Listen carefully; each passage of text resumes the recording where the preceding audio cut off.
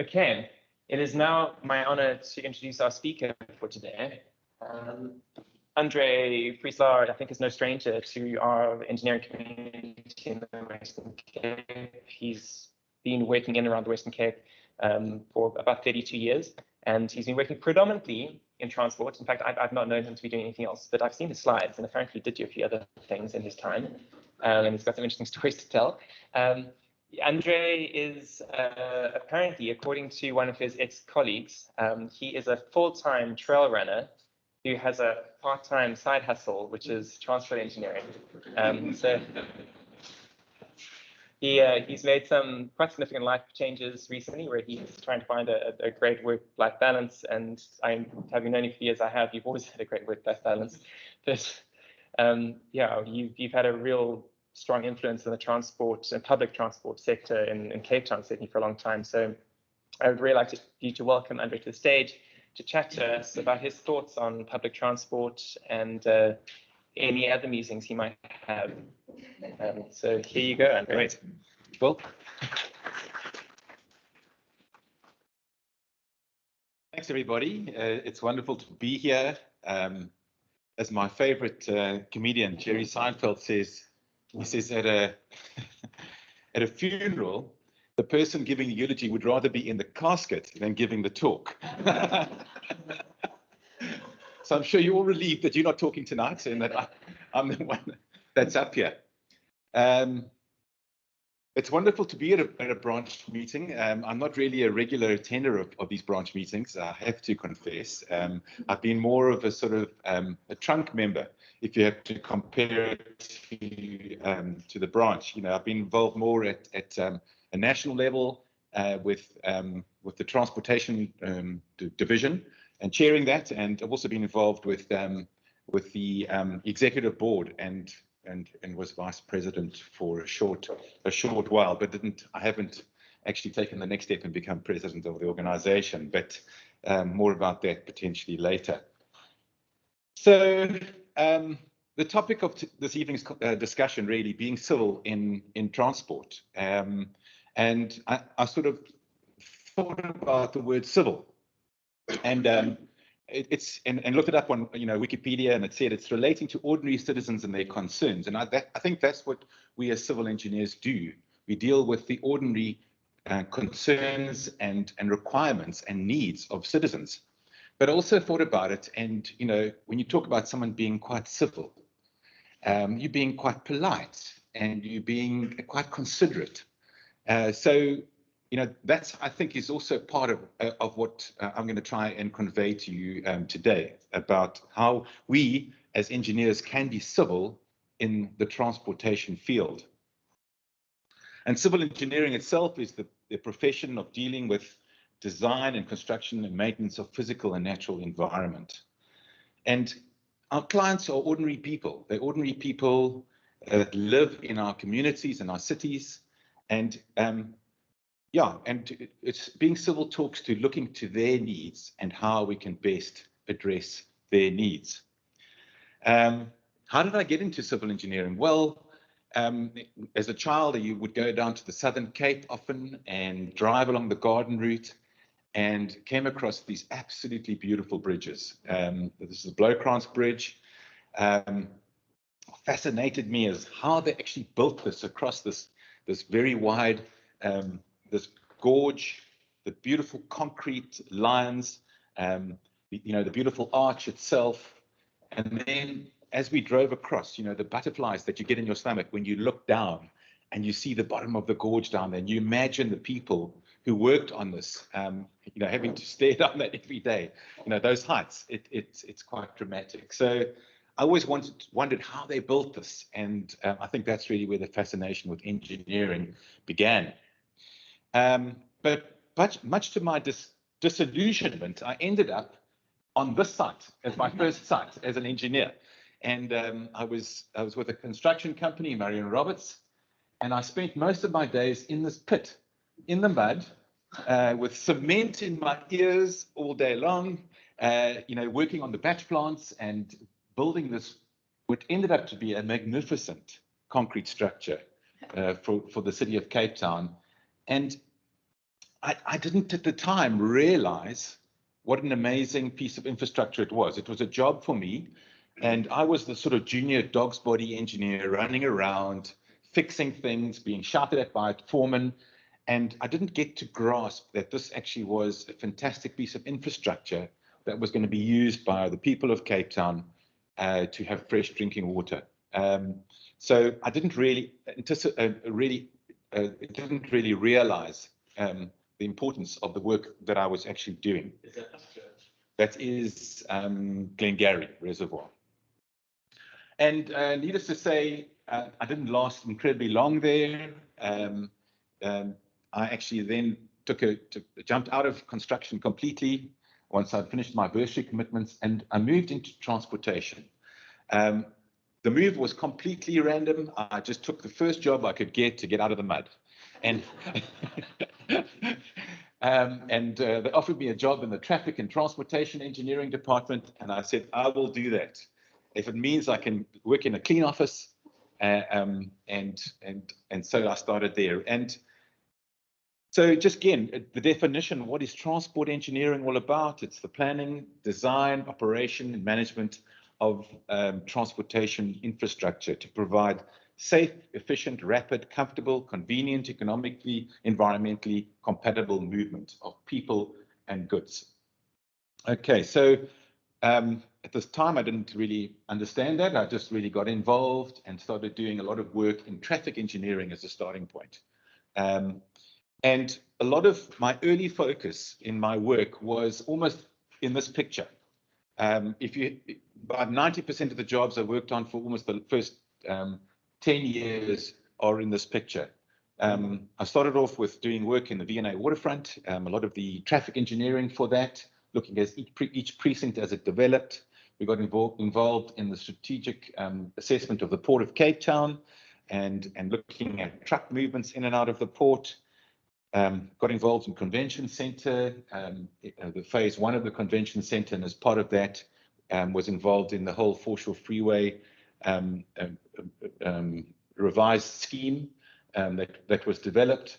And then also got involved in interesting projects like the aerial cableway, which is in the backdrop of this picture. So my world essentially was in this space, okay? And I was busy and I was working mostly on traffic engineering issues, dealing with car movements and capacity issues, and trying to find ways to get cars in and out of these fantastic developments. And I think it was at that stage that there seemed to be within the government, in the city and in the province of Cape Town, almost a shift towards looking at public transport in a lot more focus. I think we started to realize that there was no ways we could continue to build roads and more roads and more roads just to get rid of congestion. We need to start looking at public transport as a way of managing travel demand and giving people an alternative. And at that time, we had a rail system that was functioning, and we had buses and obviously taxis. But if you had a look at the state of transport in 2005, which were the realities that I then started to realize, once I'd been a transport engineer for a while, was statistics like this: 26% of households had access to a car. Now, that was quite different to the world that I grew up in, where everyone had a car. I suddenly realized that this wasn't just something that everybody had. Not everyone had a driver's license. There were people that traveled, millions of people that traveled for longer than an hour to get to work, okay? And often a lot of those people were potentially walking or taking public transport. I started to realize that in a way, people had been displaced as part of the whole apartheid group areas. People had been transferred to the sort of dormitory suburbs of the cities and had to travel these very, very long distances to and from work. And we're spending huge amounts of money on their transport, which was really unfair. And I started to feel quite passionate about the fact that needed to do something about all of this. It didn't seem right to me. And then also, as I said, a lot of people were walking, and I started to realize that a huge number of people were being killed on the roads as pedestrians. So the reality of these figures started to hit home for me, and I started to realize that transportation engineering was more than cars and traffic and development generated traffic and trying to deal with that. There was a far greater need out there, one which involved all of the citizens of the country. And it started to give me a bit of a paradigm shift. And maybe a story to illustrate this. I had some friends at the time who invited me to go paddle skiing, and I sort of thought I knew what fear was all about. But that day I actually discovered that I didn't, because they took me out to Miller's Point and I got into this double paddle ski, and we started surfing down these waves all the way to Fishhook, and it was a gale force southeaster. The swells were enormous, and every time the swell caught up with us, it would sort of lift me out of the back of the paddle ski, and I was absolutely terrified. By the time we got to the beach at Fishhook, I was amazed I was still alive, and I crawled out onto the beach and I kissed the sand, and these other guys I was with, they said, "That was absolutely fantastic. Let's go and do it again." I said, "You must be mad," But I think for me that redefined fear for me, and I think in the same way, a lot of these issues that I suddenly became aware of started to redefine the transport problem for me in the cities that we serve, and started to change my focus within the work that I really wanted to get involved in our cities. So, and also I think at the end of the day, I started to realize that there were communities, unlike the waterfront, unlike the convention center, that maybe this was their reality, and unlike me, who was able to escape the mud, there were people who were still continuing to live in these kind of conditions. So I think that really was a turning point in my career.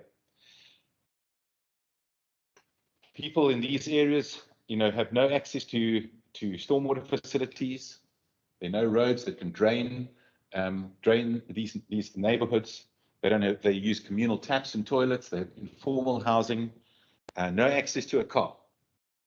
A long walk in the mud to a public transport stop, maybe in the dark because there's no street lighting, and a long commute to wherever they are going to work. And that was the sort of new reality that I felt we needed to face. And then just an interesting quotation that really sums it up. Transportation is basic to people. If people cannot travel, their lives are impoverished. People need access and mobility to work, learn, socialize, relax, and challenge themselves. And I came to that reality that it's a basic need, like air that we breathe, like water that we drink. Getting to and from places where you live to where you work is a basic necessity. Because if you don't have it, you're impoverished. You're stuck where you are, you can't move. And we're talking about lots of communities which are incredibly poor and don't have access to funds to be able to move. And so really, I changed a lot of my focus then and started to get involved with as much public transport work as I could to try and deal with some of these issues. And I was very fortunate to be involved in some of the flagship projects that we were able to do in Cape Town with some of the people in this room, which was a great privilege. So I think what I really wanted to present now is again, just to try and get everyone in this room and in this presentation to realize what is the state of transport in South Africa.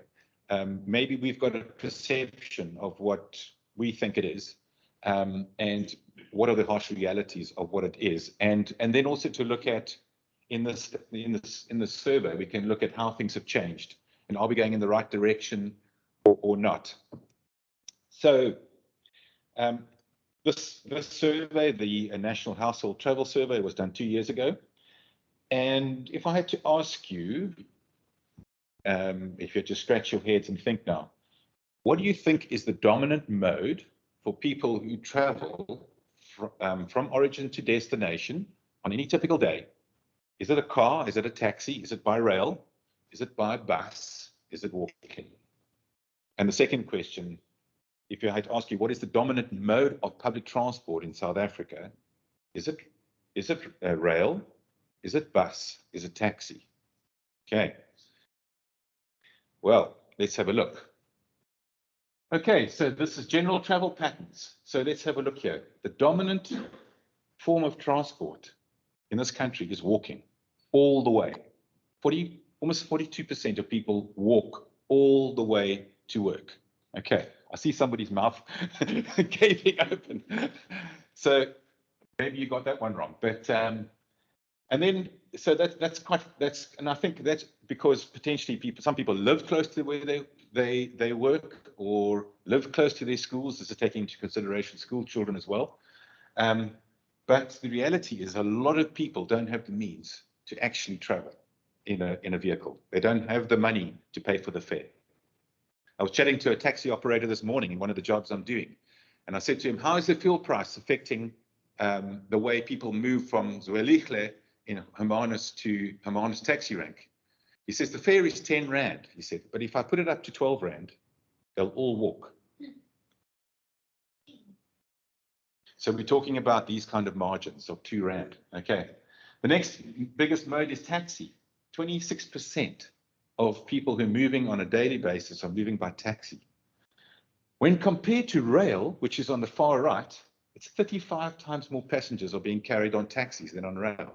I was staggered at that, you know, I wouldn't have thought that. In the metropolitan areas, it might be different, but we're talking countrywide now. So you can imagine in the rural areas, taxis do carry a lot of people.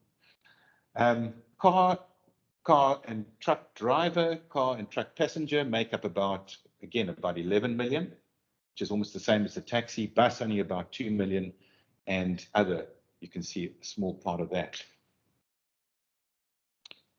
So let's move on to the next group, which is educational trip patterns. Okay.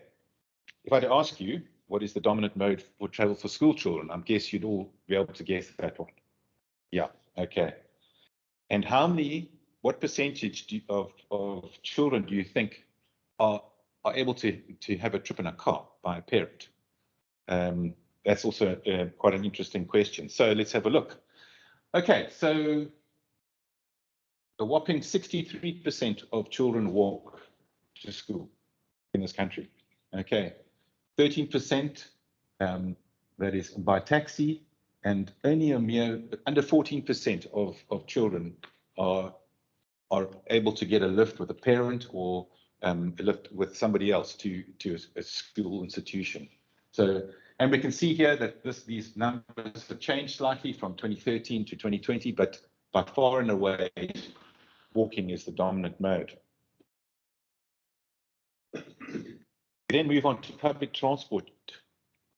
It's interesting to note that taxis are by far and away the greatest, have the dominant mode share here. It went from about 70% in 2013 to about 81% of all public transport. And rail has dropped from 10% to about 4%. And we've seen that really in terms of the way that during COVID particularly, well, this is actually before COVID, but I would imagine those numbers have dropped off even more. So that is the reality of what's happening. Road-based public transport has grown from 90 to 96%, which is worrying because our road networks are congested. We don't have bus priority for public transport on a lot of our routes. And that's of major concern. So we've had a significant increase in the taxi mode, and you can see that. I drove out on the N2 this morning to Hermanus. I think there must have been a queue of about 5 kilometers of buses and taxis on that N2 bus lane. It was staggering. It was absolutely staggering. And we know that Metro South East line at the moment is not working. But I think the reality is that taxis play a vital role in our transport system, particularly in the rural areas where people do not have access to formal bus systems. And And it is something that I know the cities are starting to look at far more seriously in terms of incorporating taxis into the mix of the whole public transport fleet. Okay, so let's move on to the next slide is household travel patterns. And here you can see that from 2013 to 2020, there's been a dramatic increase in the people using taxis. Walking, it seems to, in this slide, seems to have taken a bit of a dip, but really the shift has been to motorized modes away from walking and rail. And rail obviously is the one that's been, we saw that on previous slides, has been majorly affected. We really have seen, unfortunately, a collapse in our rail system, particularly in Cape Town. This is the Central Line. This is an article, the Daily Maverick, a couple of months ago, showing the way that the rail reserves have been taken over by people. It's actually become a bit of a residential area. And what has happened is that we've had people moving from rail, who used to be served by this rail route, mostly to taxi and bus. It's interesting how the rail lines and the ballast make a fantastic foundation for houses. But this is something we need to reverse. This is something we've got to resolve. So finally, let's look at work-related travel. And if I ask you, what do you think as workers going to work? What is the dominant mode for workers traveling to work in South Africa? And it is still the private car. Cars still dominate the work modal share, about 44% going to private transport, either being a driver or a passenger. 35% use public transport and 20% walk all the way. So walking is still a major contributor to the modal share for work-related trips. And then the sort of final graphic from this survey, which I found quite fascinating as well, is they looked at the travel time between 2013 and 2020. And what's interesting to note is that the road-based public transport modes, taxi and bus, their travel times have increased. And we know that because our networks are getting more congested, and because there's no bus priority or limited bus priority in our metropolitan areas, those road-based modes which are taking up most of the transport are taking longer. Rail itself, you can see, has had a dramatic increase in travel time. And that really is because the infrequency of the service, the waiting times for people, it has not become, it is not at this stage a mode of choice. And the reality is everything's going the wrong way. It's taking us longer to travel, and poses a major challenge to us as transportation professionals to try and turn these things around. So, what are the challenges for us as transportation engineers? And I'm sure you as engineers in other fields have your own challenges, but really getting back to that definition, how do we provide safe, efficient, rapid, comfortable, convenient, economical, and environmentally comfortable movement of people, and for the future citizens of this country and of our cities? And really to say, how do we, it seems like a lot of the stuff that we've been trying to do in the last 7 years, 2013 to 2020, and maybe with COVID, has almost been going in the wrong direction. So we aren't moving in the right direction, and we've got to try and arrest that and turn it around. And we need to relook at our priorities and say, are we spending our budgets in the correct manner? Are we looking at what the modal shares are? Are we allocating enough money to the walking mode? Are we allocating enough money to public transport? Or where is the budget going? And how is it best serving actual numbers, the actual people who are using the different modes in our cities? So I suggest that we need to relook at things, and my sort of order of business, and sorry you can't see it cut off at the top there, would be that if I had to have a strategy, I'd say let's start where the trip stops. Let's start where people live. And I've said surfaced streets for life. I think we can give people dignity if we can actually give them a paved street so they can live on it. A paved street is the start of every commute. It can also be a cricket pitch. It can be a place where families come out of their homes and they commune. It starts to drain the area, and it starts to provide the conduits where we can provide services and electricity and telecommunications. It also allows a fire truck to get in here, and it allows an ambulance to get in here, and a refuse vehicle. So it starts to, I think that's one for me is a sort of one of the fundamental building blocks of where we need to start.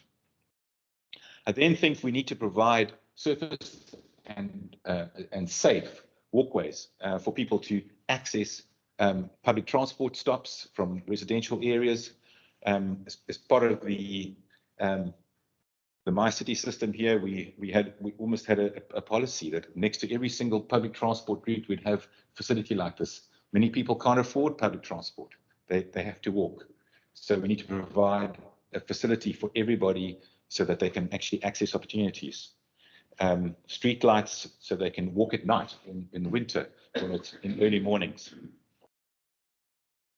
I then think we do need to somehow convince government that we need to restore the rule of law. It's impossible to build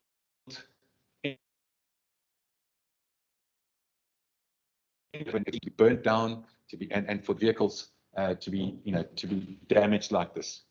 Public transport needs to be safe for all people. The vehicles, the trains need to be protected. Public transport should be something that people are proud of, that they get on there and they want to show, they almost want to take, when the tourists come, they want to take them on it and say, look, come and look at this fantastic thing we have. Public transport infrastructure needs to be safe. And people need to feel safe inside our stations and in our vehicles. So a lot of the work I've been involved in has been the integrated public transport systems, the My City being one of those, but I've worked on many others around the country. It talks to this affordable, reliable, convenient, and safe public transport system, and it looks at a network which is really what we call a balanced transport system, where every mode plays its role where it's most efficient. So we have rail as the major backbone of the system. We have dedicated bus lanes to supplement the rail, and then we have a feeder system which feeds the rail and the trunk system. And in terms of that, I think we somehow need to accelerate the role of these networks. There was initially, we had a really good start, but I think these things have really slowed down. We need to reestablish the access and mobility for all people to economic opportunities and recreational opportunities. I think one of the greatest things for me would be for people to be able to access the mountain. I love to trail run, and it just seems that, you know, if you're locked into a township, you don't have access to the resources of the city, like the mountain and parks, etc. So that's the next thing. Accelerate the rollout of the IPTNs. As part of that, we need to revitalize our rail system. We need to reestablish the role of rail in our cities, and hopefully with the rule of law, and that, you know, we can protect all the infrastructure that goes in. We can stop them from defeating the trains. We cannot afford to lose rail. We cannot carry all of the people on buses and taxis. We have to have a rail system to help us to do that effectively in the urban areas. I then would say that we need to look at public transport priority projects. We need to provide road-based public transport vehicles the ability to move seamlessly through our road networks and not be blocked by congestion. And so really, we need to build out the future sections of the trunk routes of our RPTNs across the country. Those are integrated public transport networks, and look at how we can give priority to the BRT buses, to conventional buses, and in some cases, maybe we've got to look at how we give, like the minibus taxi lanes, preference to taxis to move people along corridors. Then the role of the taxi, I think a lot of previous policies have been trying to remove taxis and replace them. There's the new initiatives that I know Province is working on. It's called the Blue Dot Taxi Scheme. It's a bit like your Discovery, scheme where you, if you drive well, you get incentivized. It's a big scheme at the moment. They're trialing it, and so the vehicle has a transponder on it, which can see whether you're driving too fast or braking too harshly or swerving too much. And in fact, it has a number in the vehicle where any passenger could phone in and report a driver for bad driving. So that's one of the things they're trying to do. But in terms of the networks in South Africa, they're looking at how do we make the taxi the feeder in our networks, and over a period of time look at how we can transform these vehicles. Obviously, there are issues; they're not universally accessible and all of that. But looking at other ways of overcoming that. But I think a future where we can move forward with the taxi as part of the system is definitely going to be the way to go. It seems like that's definitely the way to go. And then, really, it's coming to this sort of, as I said earlier with my trip on the surf ski and redefining things. I think we've all had to sort of, we come into our careers and we have to redefine the way we look at things. We have a planet. We only have one planet. And there are all sorts of initiatives out there. Climate change is affecting us, and we need to reprioritize how our people move. To continue driving as a single occupant private car is unsustainable, and we need to look at our systems differently. We need to look at a sustainable hierarchy and plan for walking, cycling, public transport. Even the electric car comes in here.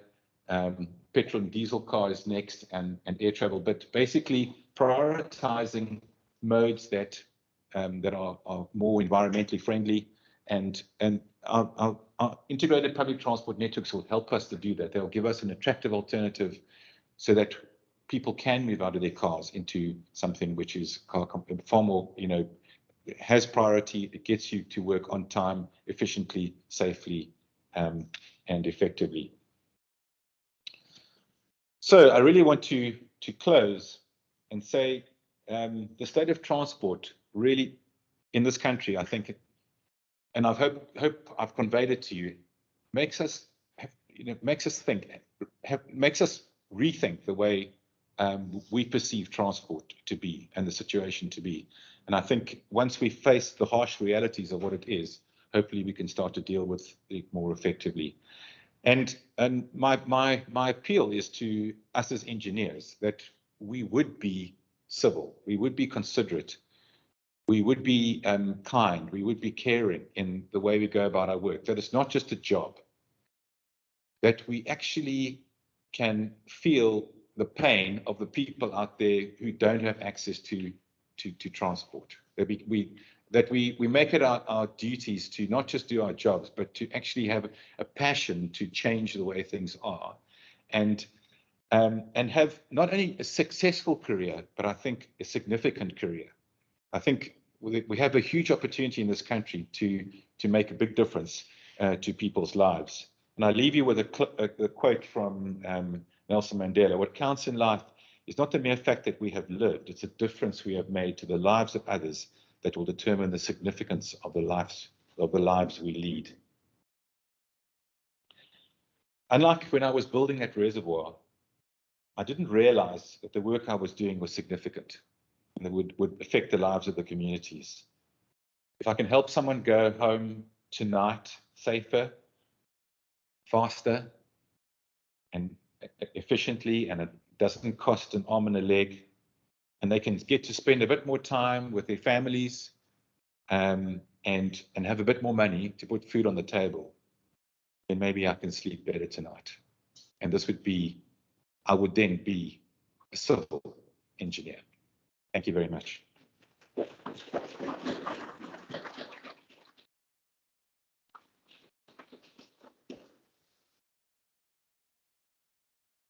think we're going to record questions. Are any? I'm not fascinated by what you showed us. But they asked inverted pyramid you showed us. Yes. I don't think that's the appropriate way to present it. I think they should be separated into individual, which is walking, bicycles, motor cars, and communal, which is buses, trains, there. Firstly, and the impression I have is people that by and large prefer individual transport where they can. But I think the most important thing is there's an implicit thinking of the person is fixed, is not a non-variant. And we're looking around that. What's hitting the world at the moment? I gave a talk, was it 18, somewhere around there, on Hans Rosling's factfulness. Oh, yes, I know it. Yeah. The information is there, the statistics for the last 100 years, very good. 500 years, good. And it goes all the way back. But the standard of living is in an exponential growth rate, getting very rapid at the moment. I just have to look around, walk around, you showed those pictures of the squash that had the house to that. But the people are so much better dressed than they were when I was a child. Particularly the black community, but all over. The fruits of technology are spreading, everyone's moving up, and people as a population are not static, they're changing very rapidly. It's their standard of living, their ability, and do you have a question? no, just commenting on. Yeah. So, by the moment, yeah. Is there anything else to respond to? Yeah, so I think, it's interesting. You said, and you think most people prefer to be to drive themselves. Okay. It's interesting because, if you look at the statistics, only 20% have access to a car in 2005. Okay. Maybe according to Rosling, if you had to look at it, maybe now, maybe 25% might, but 75% of the population don't have access to a car. So they can't aspire, they might aspire to it, but the reality is they're in a taxi or a bus or a train, or they're walking.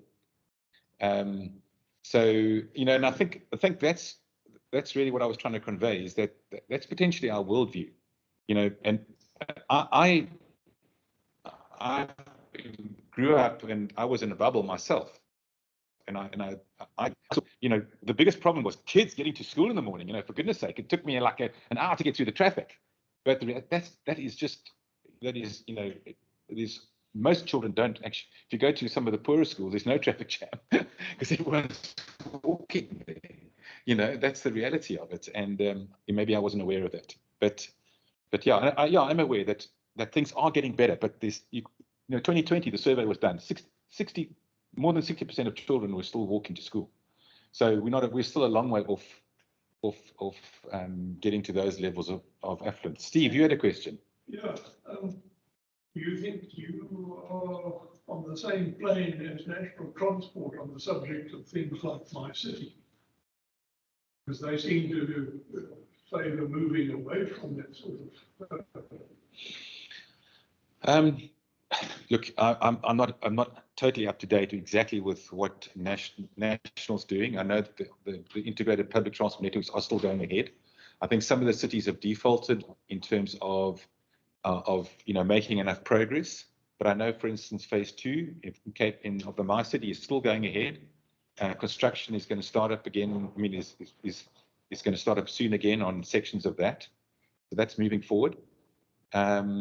And I think a lot of cities are looking towards some sort of hybrid system with the taxis being the feeder rather than phasing taxis out completely and trying to have so they're still very much alive. I know Durban's still going ahead.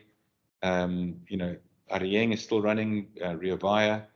I'm not up to date with what phases are moving forward. I haven't been in touch with NDOT, but definitely my city is still moving ahead.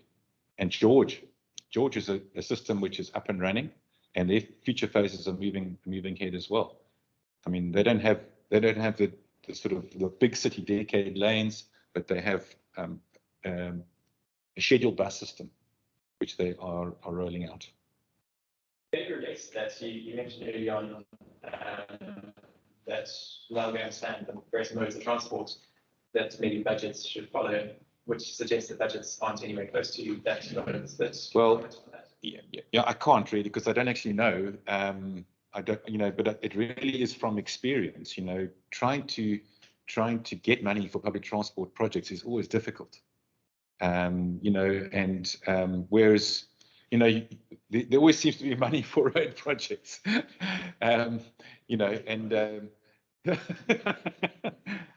So maybe we can ask Milani that in 2 weeks' time or 3 weeks' time.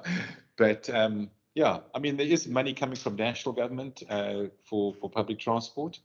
But yeah, Ron, yeah. Yeah, the disturbing thing about the idea that taxis could provide the feeder services, because the initial feeder services part of phase 1A were losing money, because they're stuck in the traffic like everyone else. Yeah. And the traffic, I mean, the taxis, many of them, the owners, the operators, were compensated to get out of the business and not to compete on those routes, and they came back because there were issues with their licenses and their route permits and their area permits and that sort of thing. And they're back in greater numbers than before. So they actually, and they don't lose, because they're paid on a kilometre. They're paid on a kilometre basis to run on schedules for my city, so they can compete with their own taxis under a different name, and not use it. They take cash on the taxis, and they take money from sweet deals with the city, negotiated deals to run the feeder services. They're smiling all the way to the bank. And they're the most expensive for the passenger public transport mode, by the way. And you wonder who's behind the failure of the rail system and the shooting of bus drivers and the burning of buses. I'm just putting it up there. I get stronger words mentioned by people closer to the business, but they're all words requests. The critics, people who make those sort of statements. Just the issue. One of the fundamental aspects or attributes of the My City service and the initial BRT services internationally, throughout South America, was universal access. And Cape Town did probably one of the better jobs in South Africa getting that right. To say that taxis can provide feeder services kills that bed. So it means that if you live on a trunk route, yes, you still have universal access. But if you're on a feeder route, you don't. So, tough luck. But it's not just about the disabled, actually. It's the whole thing. We believe that if it worked for the disabled, if your system was universally accessible, it was most efficient for everybody. And everyone, or most people, go through periods of having accessibility issues, knee transplants, Zimmers, babies and prams, heavy shopping loads and that sort of thing. You've got ramps and those stairs and gates that open for you, and you don't have to go through the hurdle. It's a lot better. So if we're heading in that direction, I think we're kind of losing the plot. And I don't know, being, as civil engineers, we need to worry about everybody having access to young people going through, tragedies in their lives and the very old. Yeah. Any comments? Yeah, no, Ron, I think, I think, I agree with you. I think we do need to have a universally accessible system. I think it might take us longer to get there. I think, as part of, maybe there's a system where we incorporate the taxis initially, we make a plan to accommodate people in wheelchairs with a separate system. But over a period of say 10 to 15 years, we phase those vehicles out, and we come in with a vehicle that actually is universally accessible, that can be the feeder. So, because I don't think we can, we've got a fleet of, hundreds of thousands of vehicles. But I agree with you. I think it's something which there isn't an easy answer for. And I think it's something we're going to have to grapple with as an industry as we move forward. the buses themselves, the feeder buses, as you said, are not profitable because they sit in the traffic. And how do we fix that, or how do we start with the taxi and somehow over time morph it into something that is universally accessible? And I'm going to ask one quick question. Just one quick question. Yours are never quick questions.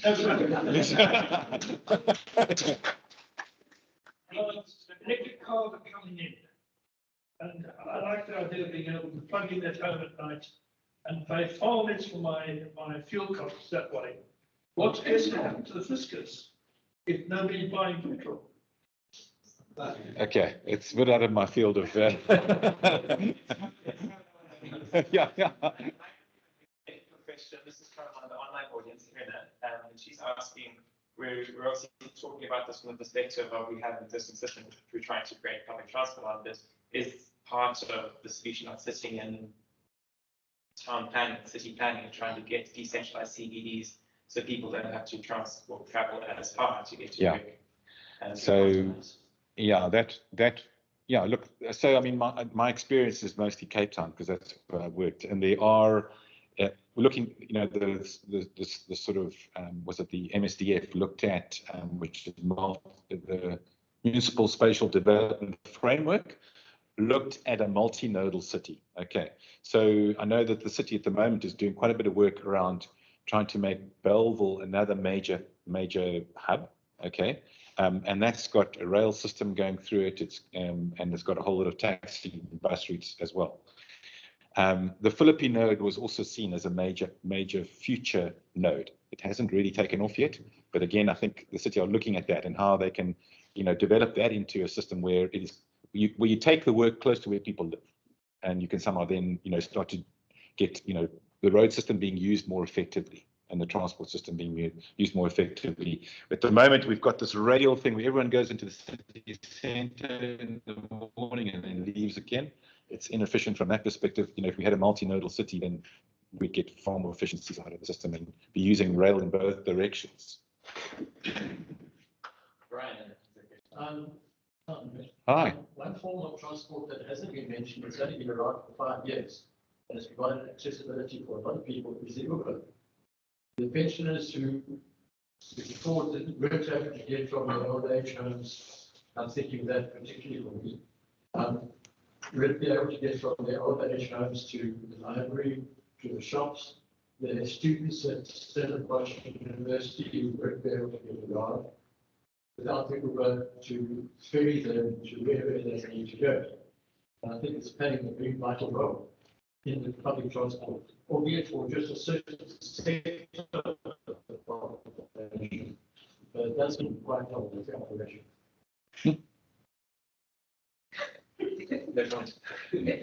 Agree. There's another online comment saying if non-motorized transport options are the largest share of transport, what measures should we as designers be considering to ensure that they are safe if they're walking, cycling? Well, I think it's beholden to us to, if in any project we're involved where we are building a road, we need to make sure that we cater for the other modes. Do we have a sidewalk? Do we have street lights where people can walk safely and efficiently? And there is a bicycle master plan as well. So that's another mode we haven't really spoken much about. But can cyclists use these routes safely and effectively? So any upgrade that we involved in, we should be looking at all modes of transport, using that facility, and not just build a right of way for the vehicle. So I think it's just putting on that broad hat every time and designing in that way. Great. Two questions. I looked at your pictures of what's happening alongside the railway lines, and I'm not sure we'll get that ground back. What are your thoughts on that? And the second question is, any lessons from COVID that maybe could influence transportation going forward? Sure. We need to get that land back. I think it's those corridors are so vital to rail. We need them back. So there'll have to be a plan to relocate those people to other places. So that's a headache for somebody. COVID, yeah, I think COVID there've been very many interesting things. I think we've taken a quantum leap in the use of telecommunication. Just the fact that there are a whole lot of people listening to this this didn't have to travel here this evening to listen to this talk, is an advance. When I was studying, I looked at travel demand management, and travel demand management is affecting the need to travel. And one of the strategies was this telecommunication thing. And I think COVID has helped us move forward so quickly in terms of the use of Teams, of Zoom, and I think it's reduced travel demand dramatically. I used to fly to Joburg or Durban for a 1-hour meeting. Now I sit at my desk and I just dial in to a meeting. Often meetings here, even meetings here in Cape Town that I'm having, I don't have to travel to. So I think it's had a major effect on travel demand. People have started to work flexibly. A lot of people are working from home. So it is affecting the overall peak. And we haven't done counts, but pre-COVID, we're working on the M3. We had to count for 4 hours to try and encapsulate the peak. Okay, so you're having a 4-hour morning peak, extended peak, and you had an midday peak, and then you had another 4 hours evening peak. And what has happened is, and I've seen it because I live near that corridor. The peak there's still a peak, but it's shrunk. Okay, and it hasn't quite got back to those levels that it used to be at. So there's still peak period traffic. But it's not quite as long, and I don't know how long that effect's going to be, whether it's ever going to get back to those levels. It may, but there seems to be a big reluctance from people not to have to travel now that they've seen that they can do it differently. Right.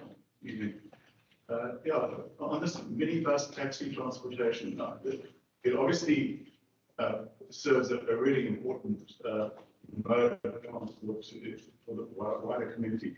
But other than the taxi ranks, it seems to me that pick-up and drop-off is a really randomized that kind of arrangement. Is there any planning in process to try and regularize that, or is it in fact more efficient to leave it as it is?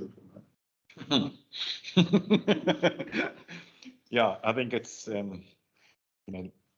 you can't teach an old dog new tricks. I think it's it's inherent in the industry. You can tell them, you can fine them for stopping in the wrong spot. It's very difficult. They are very much if a customer wants to jump out here or pick up here, it's a policing thing. In terms of the formal work that we've done on the integrated public transport systems, we have built dedicated feeder stops along all the feeder routes where we want passengers to be picked up. We've located them carefully so that they are safe, so vehicles can pull in and out. But you can do that, but the taxi will stop just a little bit further on if the passenger so desires. Well, so maybe for the blue dot taxi service, well, that could be something that could be part of the incentive scheme. That could be, are you stopping at a dedicated stop? But yeah, it's gonna be that kind of thing that drives it rather than it could be a carrot rather than a stick approach.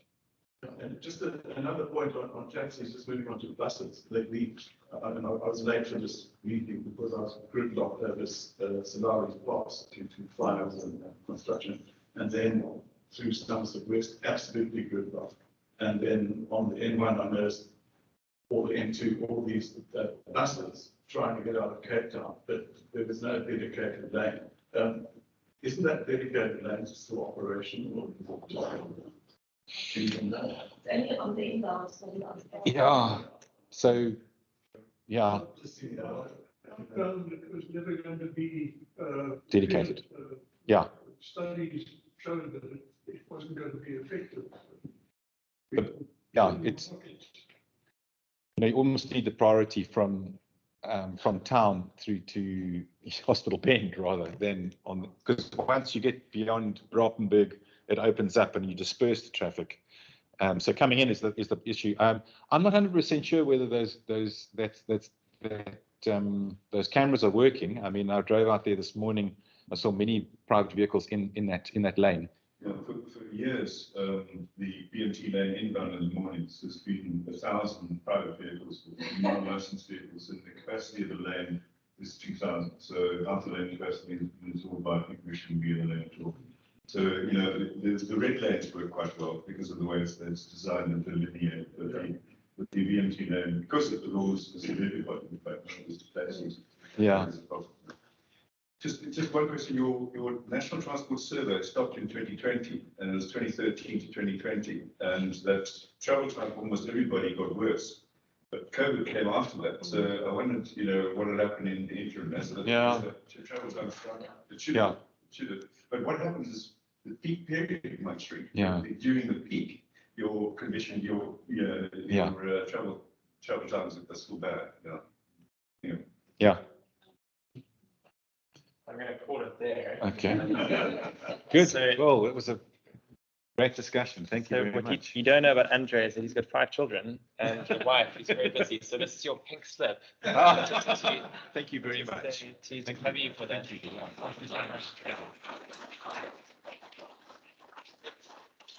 Thank you for sharing your thoughts and opening up to us on your career and your insights into this very complex and very emotive industry. I think for a lot of us, we work in engineering, but all of us experience public transport to some other degree, and it's really great to have someone of your caliber giving us your insights into what's going on and potential options going forward.